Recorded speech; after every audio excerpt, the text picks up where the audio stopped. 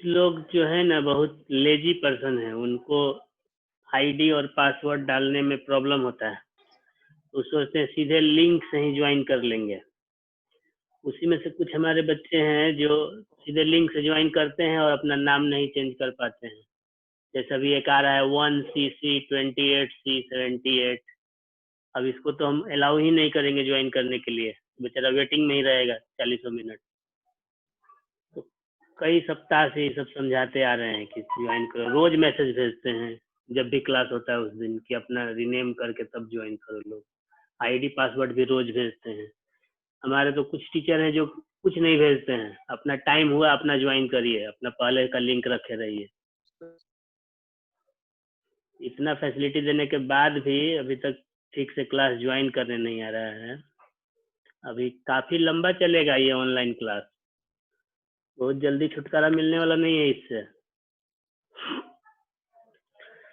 कल हम लोग हाँ जी, क्या बोल रहा है शिवम? बोले सर पूरा साल ही। दशहरा दीपावली तक तो मान के चलो ही। पर महाराष्ट्र में तो स्कूल 31 अक्टूबर तक बंद हो। अरे हमारी गवर्नमेंट को क्या बोले, ऑनलाइन है, ऑन द रिकॉर्ड बोलना है, इसलिए सोच समझ के बोलना पड़ेगा। ऐसे ही वीडियो ऑन एयर भेजते हैं यूट्यूब पे। चलो फिर भी स्वास्थ्य ये सबसे बड़ा चीज है, वो ठीक रहेगा तो पढ़ाई लिखाई तो नहीं रहेगा। अमित कुमार का वीडियो नहीं ऑन हुआ है, साक्षी कुमारी का वीडियो नहीं ऑन हुआ है, पुलकित टेने का वीडियो नहीं ऑन हुआ। साक्षी का तो हो गया, पुलकित टेने, अभिनव टेने सबसे पहले ज्वाइन किया है। हाँ अभी तो आ रहा जा रहा है। हाँ मेरा नहीं ऑन है तो मेरा ऑन हो जाएगा, मेरा तो ऑन हो ही जाएगा। मेरा शकल देखते के बोर हो गया। ये राजवीर कौन है जी? कल भी इसका आया था, सेक्शन नहीं डाला था, हम इसको अलाउ नहीं किए थे। सेक्शन का सर एच का? Yes sir. तो उसको फोन करके बोलो कि पहले सेक्शन डाले तब उसको अलाउ करेंगे। बोल रहा है। ठीक,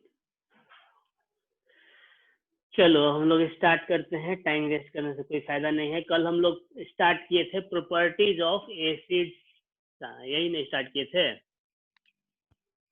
कहाँ था? हाँ कल तुम लोग के लिए एक क्वेश्चन भी दिए थे इसमें, तुम लोग को तो याद नहीं होगा क्या दिए थे। किसी को याद है क्या क्वेश्चन दिए थे? क्वेश्चन कल वाला है सर, बोले थे कॉपर की इस कंडीशन में सल्फ्यूरिक एसिड या हाइड्रोक्लोरिक एसिड के साथ रिएक्शन करता है। हाँ तो कोई आंसर ढूंढा? रिएक्शन करता भी है कि नहीं ये पहले बता दो। रिएक्शन नहीं करता है। नहीं करता। अच्छा तब तो मेरा क्वेश्चन ही खत्म हो गया कि रिएक्शन करता ही नहीं है, तो किसी कंडीशन में काहे को रिएक्शन करेगा? यस ऐसा नहीं है, अगर नहीं किसी भी कंडीशन में रिएक्शन नहीं कर रहा होता तो हम ये क्वेश्चन ही नहीं देते। और ये 8 क्लास का क्वेश्चन है, 8 क्लास में बताए भी होंगे। शिवम तो बहुत बोलता है कि 8 क्लास में आप ही पढ़ाए हैं, तो बताओ, तुम्हारे लिए तो चैलेंज है ये। जरूर पढ़ाए होंगे क्लास में मेटल्स एंड नॉन मेटल्स में।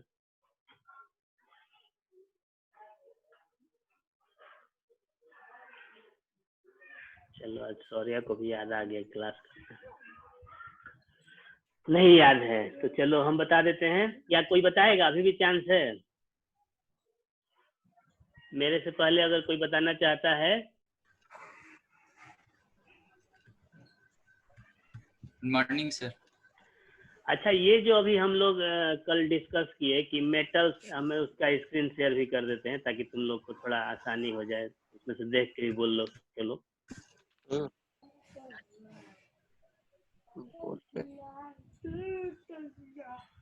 आया स्क्रीन पे?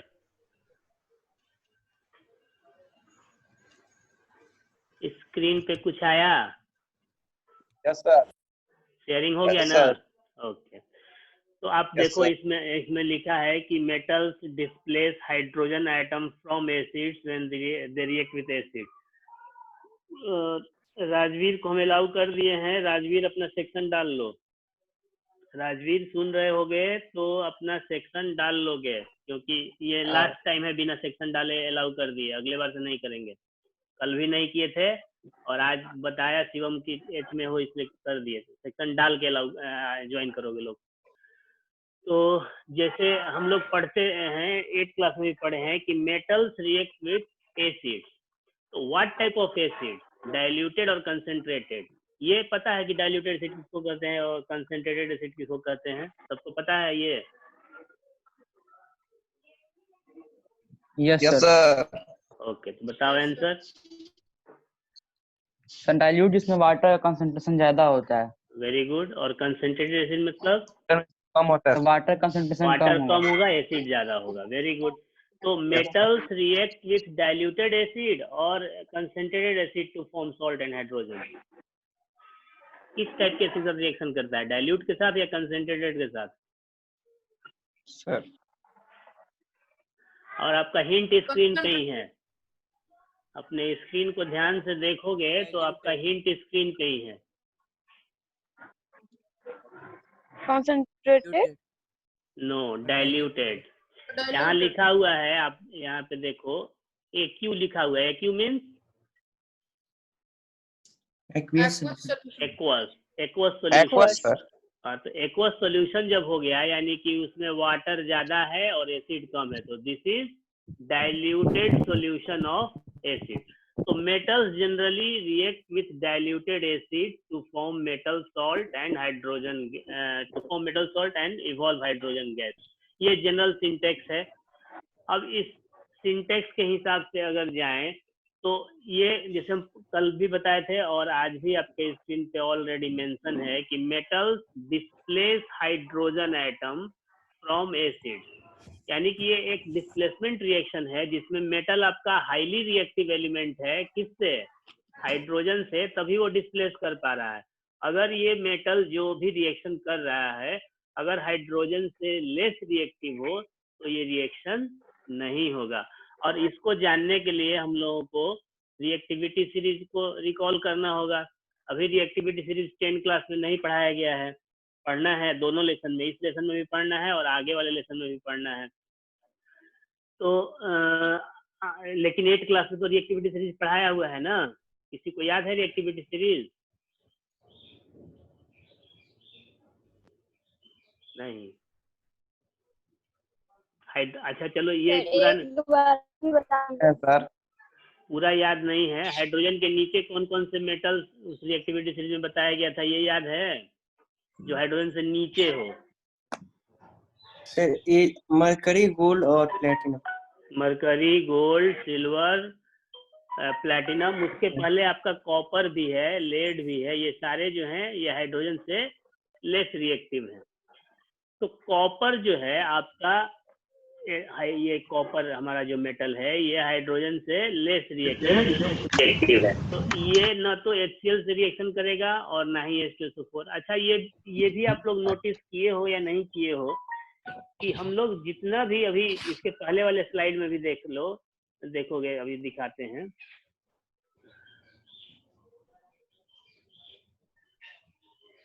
ये है, यहीं से हम लोग स्टार्ट किए थे। तो हम लोग यहाँ पे भी जो एग्जाम्पल दिए हैं तो ये H2SO4 है, ये HCl है ना, ये दोनों मिनरल एसिड्स हैं। लेकिन कहीं पे भी HNO3 हम लोग यूज नहीं किए हैं। नाइट्रिक एसिड जिसको बोलते हैं, नाइट्रिक एसिड यूज नहीं किए हैं, इधर भी नहीं यूज किए हैं। और इसके अगले वाले जो स्लाइड है उसमें भी हम लोग HCl और H2SO4 की बात कर रहे हैं, नाइट्रिक एसिड की बात क्यों नहीं कर रहे हैं? एक्चुअली जो हमारा ये जो रिएक्शन है, मेटल्स का रिएक्शन किसके साथ? डाइल्यूट एसिड के साथ। तो उसमें नाइट्रिक एसिड को यूज नहीं किया था क्योंकि ये जो जनरल सिंटैक्स, अच्छा सिंटैक्स का मतलब क्या होता है जी? पानी का टंकी छोड़ के बताना। इंग्लिश से रिलेटेड है।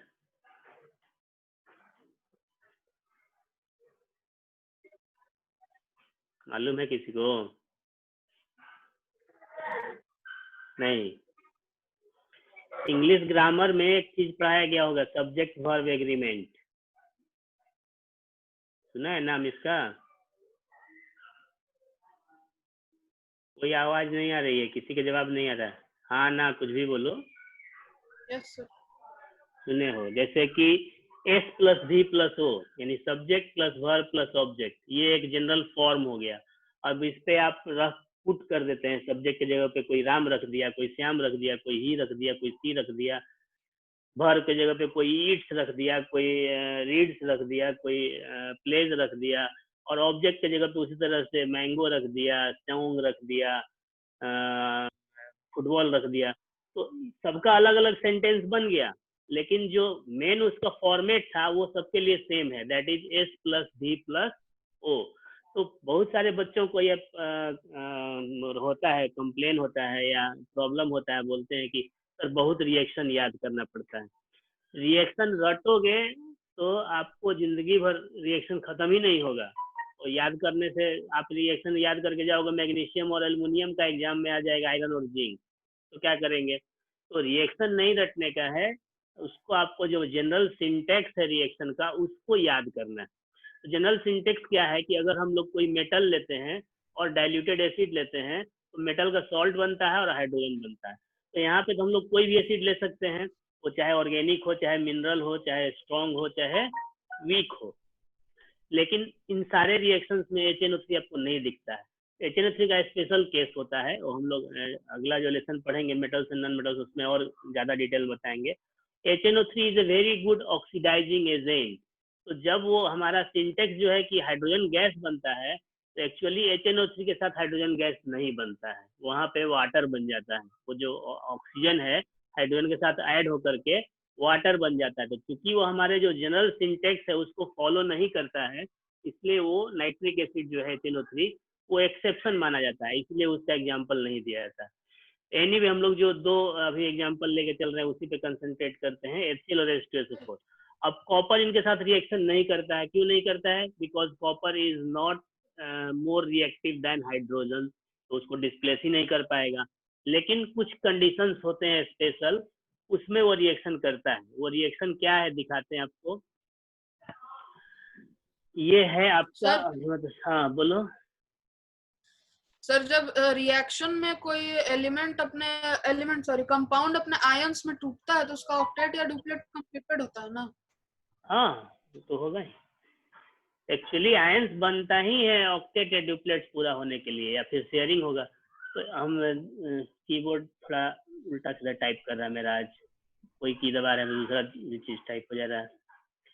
तो ये हमारा है कॉपर, दिखाई दे रहा होगा, और ये है सल्फ्यूरिक एसिड H2SO4।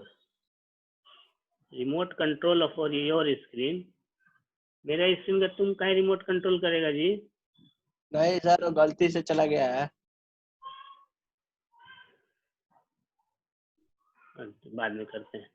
तो ये H2SO4 जो है, ये अंतर यहाँ पे यही है कि H2SO4 जो है हमारा, ये डाइल्यूटेड नहीं लेकर के कंसेंट्रेटेड लेंगे तब रिएक्शन होगा। और आपका रिएक्शन होने के बाद जो जनरल बनता है, आपका क्या बनता है जनरली, क्या बनता है मेटल के साथ रिएक्शन करके? CuSO4 CuSO4 प्लस H2 बनना चाहिए, यानी जो हमारा जो ये है, ये बार बार 1cc वाला डिस्टर्ब कर रहा है, वो बनना चाहिए। लेकिन यहाँ पे आपको देखो जो प्रोडक्ट बनेगा वो बनेगा CuSO4, तो बनेगा ही बनेगा कॉपर सल्फेट। कॉपर सल्फेट का कलर कैसा होता है? Sir blue. ब्लू। ये जो कॉपर सल्फेट लिखे हैं ये ब्लू कलर का होगा।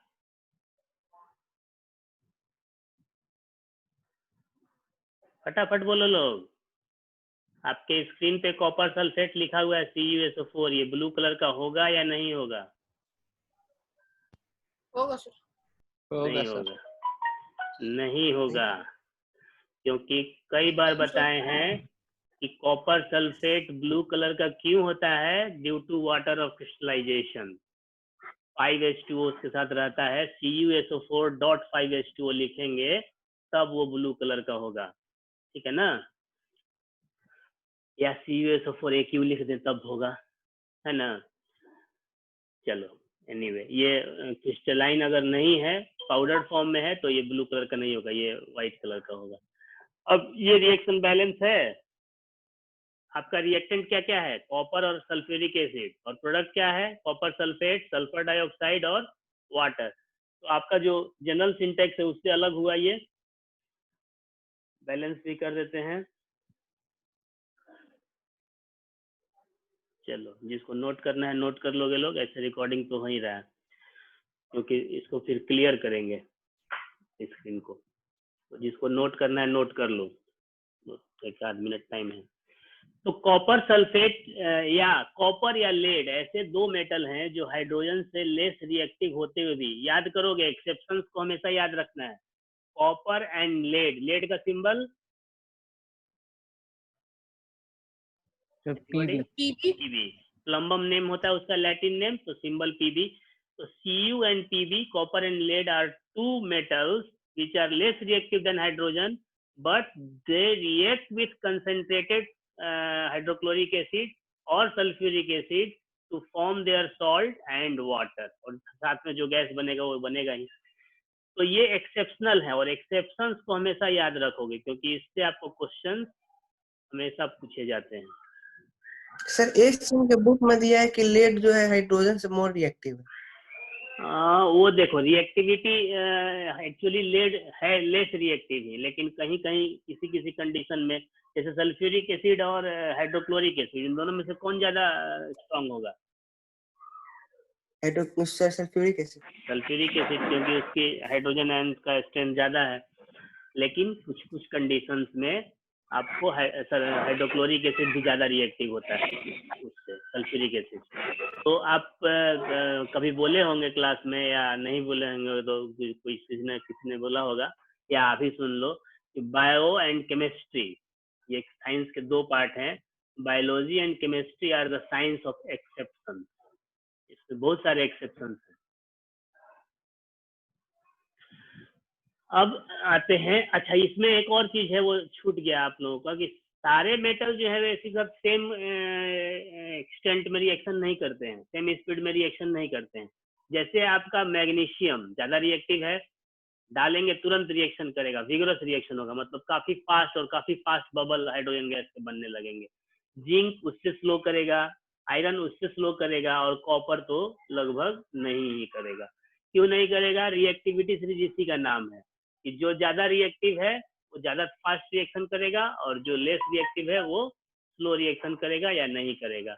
और कल हम लोग डिस्कस कर चुके हैं कि सिल्वर, गोल्ड, प्लेटिनम, इन सारे पे एसिड का रिएक्शन नहीं होता है, लेकिन कल एक स्टूडेंट बता रही थी कि रिएक्शन होता है। वो हम लोग बाद में उसके बारे में बात करेंगे, एक्वारेजिया जब बताएंगे उस समय उसके बारे में बात करेंगे। नेक्स्ट है रिएक्शन विथ मेटल ऑक्साइड। अब मेटल ऑक्साइड और मेटल में क्या डिफरेंस है? दोनों में कौन से एलिमेंट का एक सिंगल एलिमेंट का डिफरेंस है? कौन से एलिमेंट का? फटाफट बताओ, ये तो बहुत इजी क्वेश्चन है। किसमें सर? मेटल में और मेटल ऑक्साइड में किस पार्टिकुलर एलिमेंट का डिफरेंस है? ऑक्सीजन। समझ में आ रहा है? Oxygen, very good. जैसे सोडियम है तो Na, और सोडियम ऑक्साइड है तो Na2O, तो वो कहीं ना डिफरेंस हुआ। तो आपका सिंटेक्स में भी बस वो कहीं डिफरेंस हो जाएगा। जैसे आप पढ़े थे ये कि मेटल प्लस, यहाँ पे लिखते हैं मेटल प्लस ये क्या था, एसिड, तो क्या बनता था? मेटल प्लस एसिड क्या बनेगा जी? सॉल्ट। सॉल्ट। और क्या? मेटल सॉल्ट और hydrogen gas. Hydrogen, very good. तो ये सॉल्ट हो गया, मतलब सॉल्ट मतलब मेटल सॉल्ट ही हो गया, कॉमन सॉल्ट नहीं हुआ। और साथ में क्या बना? हाइड्रोजन। अब अगर हम गैस। हाँ, हाइड्रोजन गैस। अब इधर अगर हम ऑक्सीजन जोड़ देते हैं, यानी मेटल को ऑक्साइड कर देते हैं, ये फॉर्मेट लिखना हम भूल गए थे, मेटल ऑक्साइड हो गया। अगर इधर ऑक्सीजन ऐड हुआ तो इधर भी ऑक्सीजन ऐड होगा। कहाँ ऐड होगा? हाइड्रोजन में ऐड होगा। तो क्या बन जाएगा? वाटर। यानी कि मेटल ऑक्साइड रिएक्ट विथ, अब ये जो सेंटेंस लिखा हुआ है ये आपको याद करने की जरूरत नहीं है, ये याद हो गया, यानी सेंटेंस अपने आप लिख सकते हैं कि metal oxide react with acid to form their salt and water. वही सारे एग्जांपल लिखे हुए, जिंक ऑक्साइड का रिएक्शन कराए तो जिंक सल्फेट और वाटर बन गया, मैग्नीशियम ऑक्साइड का रिएक्शन कराए, और इसमें कौन लेस रिएक्टिव है कौन फास्ट रिएक्टिव है उससे मतलब नहीं है। रिएक्शन सारे के सारे मेटल ऑक्साइड करेंगे, स्लो और फास्ट कर सकते हैं लेकिन रिएक्शन लगभग सारे ही करेंगे। सर जब रिएक्शन करवाएंगे तो उसका कोफिशिएंट को कंसिडरेशन में नहीं ना लेंगे?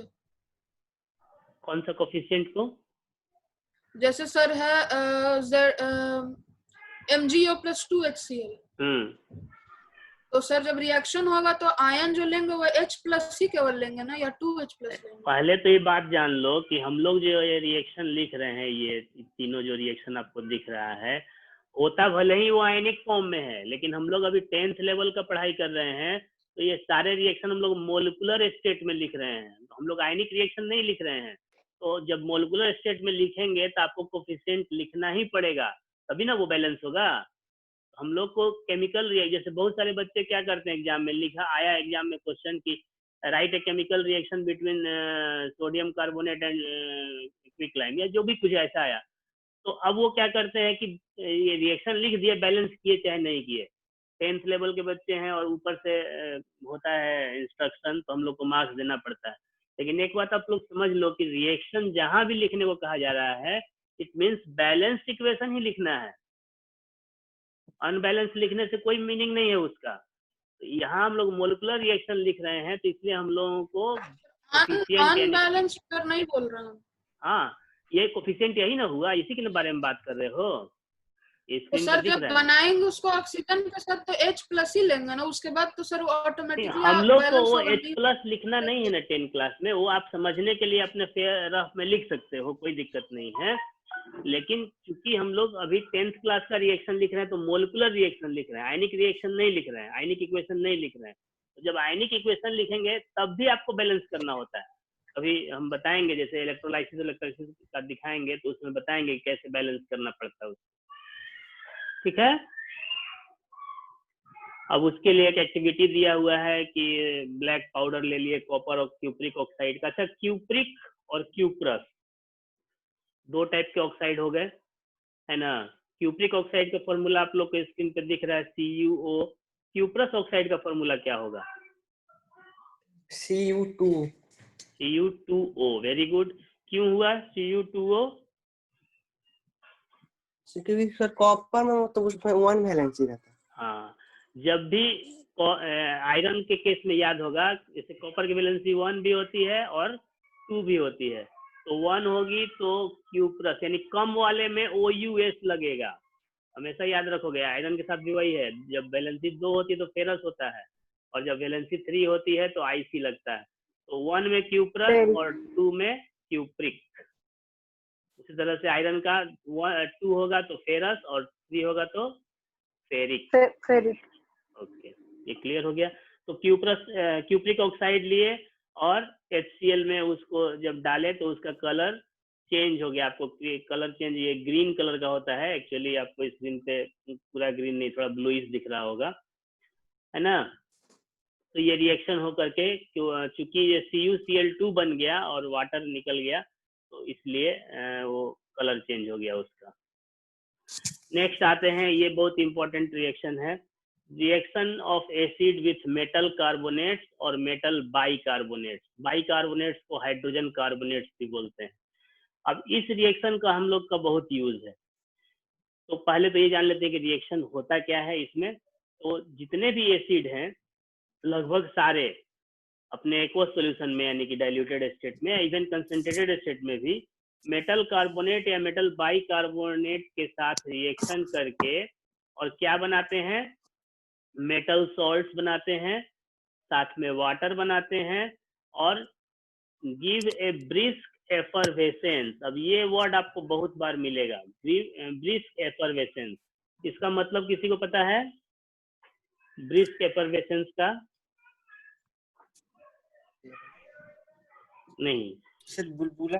हाँ, बुलबुला, बड़े बड़े बुलबुले, जो जैसे हम लोग हाइड्रोजन गैस बनाए तो छोटे छोटे बबल्स निकलते हैं, लेकिन आपको जब कार्बन डाइऑक्साइड गैस बनेगा तो बड़े बड़े बबल्स झाग की तरह बनेंगे, जो लेदर फोम बोलते हैं, उसकी तरह के बड़े बड़े ये बनेंगे आपको। जैसे आप सिंपली घर पे कभी रिएक्शन करके देखना, हम भी कभी लाइव करके दिखा देंगे कि एक ग्लास ले लो और उसमें थोड़ा सा विनेगर ले लो। विनेगर ऑलरेडी वो एक्वा सॉल्यूशन ही है जो मार्केट में बिकता है सिरका, और उसमें आप थोड़ा सा बेकिंग सोडा का फॉर्मूला क्या होता है?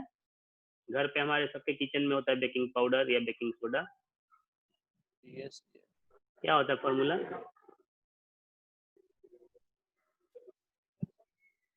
वो भी स्क्रीन पे है आपके।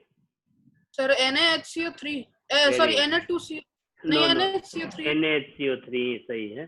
सोडियम बाइकार्बोनेट बोलते हैं या sodium hydrogen carbonate baking soda. तो ये बेकिंग सोडा को जैसे ही आप विनेगर में डालेंगे, विनेगर में एसिड होता है ना, कौन सा एसिड होता है?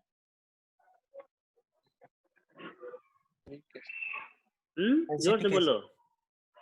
Acetic acid. एसिटिक एसिड को इथेनोइक एसिड भी बोलते हैं। Very good.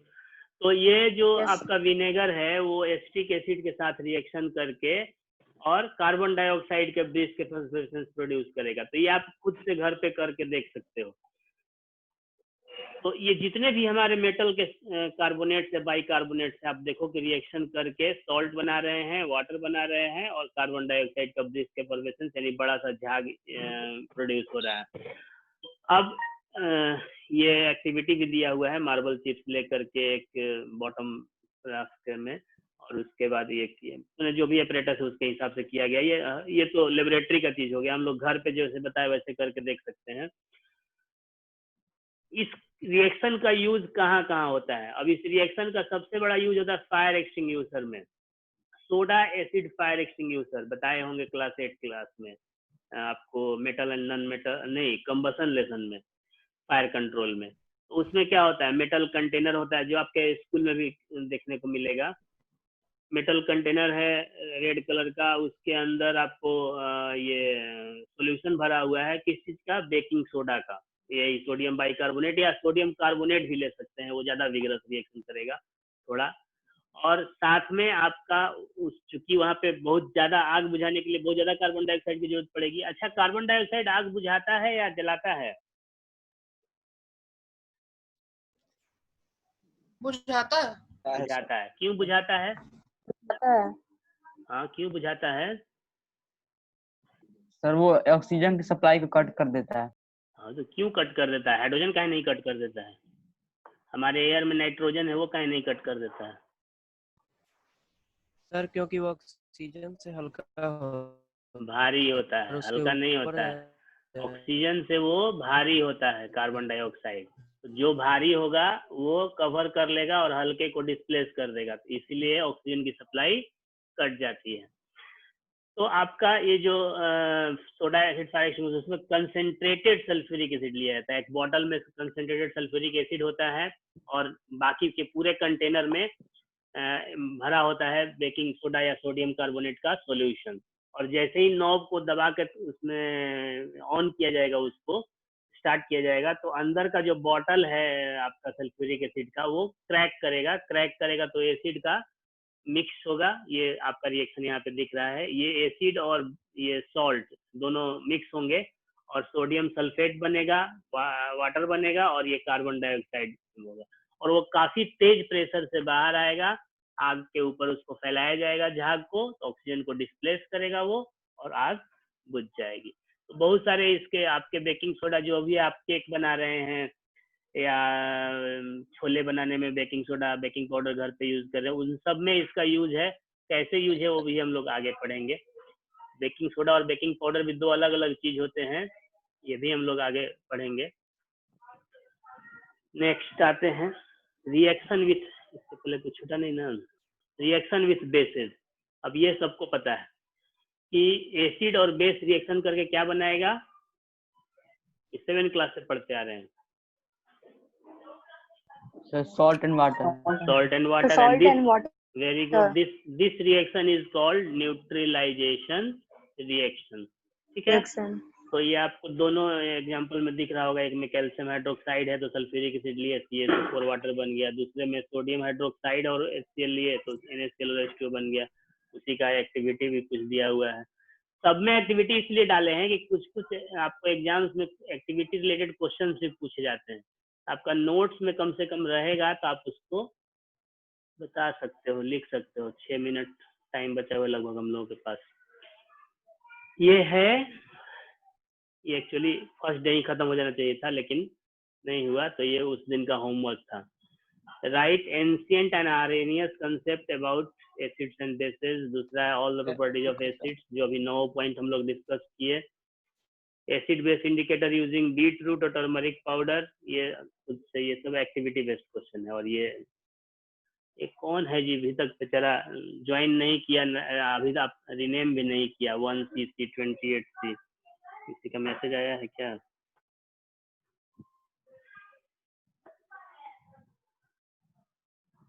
अच्छा, ये कौन?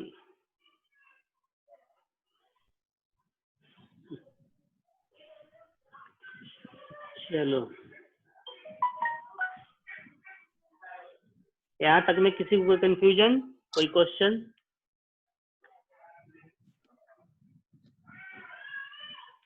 जितना अभी तक पढ़े उसमें कोई किसी को प्रॉब्लम या कोई क्वेश्चन हो? जल्दी बोलो लोग, टाइम कम है। कोई क्वेश्चन नहीं? ओके, तो हम लोग पढ़े थे एसिड के 2 टाइप्स, आपको on the basis of occurrence. On the basis of occurrence में 2 टाइप के एसिड थे। कौन कौन से 2 एसिड थे जी? कौन कौन से 2 टाइप के एसिड थे? शिवम पढ़ाई करो, किससे बात कर रहा है? सर नेचुरल और मिनरल। हाँ, natural, no, mineral and organic. Mineral acid and organic acid, यही 2 टाइप के एसिड पढ़े। तो ये हो गया ऑकरेंस के आधार पे। अब दूसरा हम लोग आते हैं on the basis of hydrogen ion. कौन सा एसिड जब डिसोसिएट होगा, डिसोसिएशन मतलब कि एसिड टूटेगा अपने कॉरस्पॉन्डिंग आयन में। जैसे HCl है तो H+ और Cl- में टूटेगा। H2SO4 है तो H+ और SO4 2- में टूटेगा। तो कौन सा एसिड टूट के कितना H+ आयन देगा, उसके आधार पे एसिड को 3 टाइप में बांटा गया है मेनली। Monoprotic, diprotic, triprotic. जो एसिड एक हाइड्रोजन आयन देगा उसको बोलेंगे मोनोप्रोटिक। जैसे HCl है, HNO3 है, ये जब टूटेंगे तो एक ही H+ आयन निकलेगा। डाइप्रोटिक यानी कि जब वो ब्रेक डाउन होगा, डिसोसिएट होगा तो 2 H+ आयन देगा वो, तो वो H2SO4 हो गया। उस तरह से H2CO3 है, H2SO3 है, ये सारे जो है डाइप्रोटिक एसिड हैं।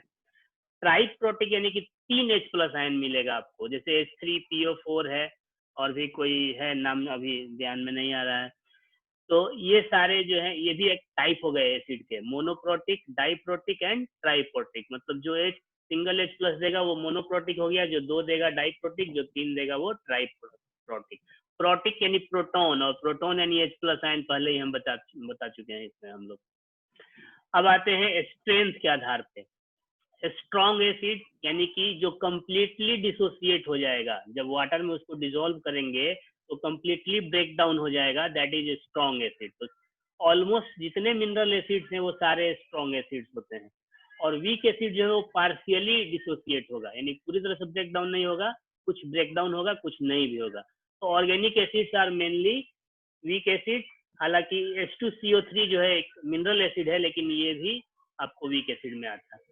और स्ट्रेंथ जो है, एक चीज जैसे हम लोग बोलते हैं कि एक HCl का सोल्यूशन ले लिए और एक H2SO4 का ले लिए। अब HCl के सोल्यूशन में मान लो कि सब लोग सुनोगे ध्यान से इस चीज को, टाइम 2 मिनट है, हम लोग इसको डिस्कस करके इसके बाद यहीं पे रोकेंगे। HCl का सोल्यूशन है, दोनों में स्ट्रॉन्ग कौन है, HCl और H2SO4 में?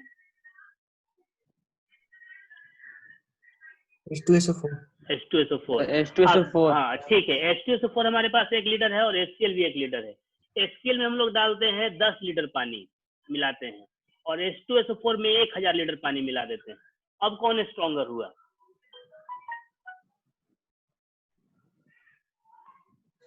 जो रिजल्ट बना 1000 लीटर में 1 लीटर H2SO4 और 10 लीटर में 1 लीटर HCl, दोनों में सब कौन स्ट्रॉन्गर सोल्यूशन हुआ, stronger acid? HCl। Yes Cl, Yes, yes, sir. No, strength कभी भी आपका डिपेंड नहीं करता है कि वो कितना डाइल्यूटेड या कितना कंसंट्रेटेड है। वो सिर्फ डिपेंड करता है कि उसका डिग्री ऑफ डिसोसिएशन कितना है, यानी कि वो कितना H+ आयन दे पाएगा डिसोसिएट होने के बाद। तो still H2SO4 is stronger acid than HCl, भले ही वो कितना भी डाइल्यूट कर दिया जाए। क्लियर हो गया ये? किसी को कोई कंफ्यूजन इसमें नहीं? कंसेंट्रेटेड डाइल्यूटेड हम लोग ऑलरेडी डिस्कस कर चुके हैं। और addition of acid to water, not water to acid, ये हम लोग 7th क्लास में भी पढ़े हैं कि कभी भी वाटर में एसिड को डाला जाता है, एसिड में वाटर को नहीं डाला जाता है, क्योंकि ये हाईली एक्सोथर्मिक रिएक्शन है। अगर ज्यादा एसिड है और कम वाटर है तो विगरस रिएक्शन होगा और वो जो कंटेनर है वो फट सकता है हीट के चलते। स्प्लैशेस जो है आपके चेहरे पे, बॉडी पे आ सकते हैं और आप परमानेंटली डिसेबल हो सकते हैं, यहाँ की तक की जान भी जा सकती है। इसलिए हमेशा वाटर में एसिड को मिक्स किया जाता है,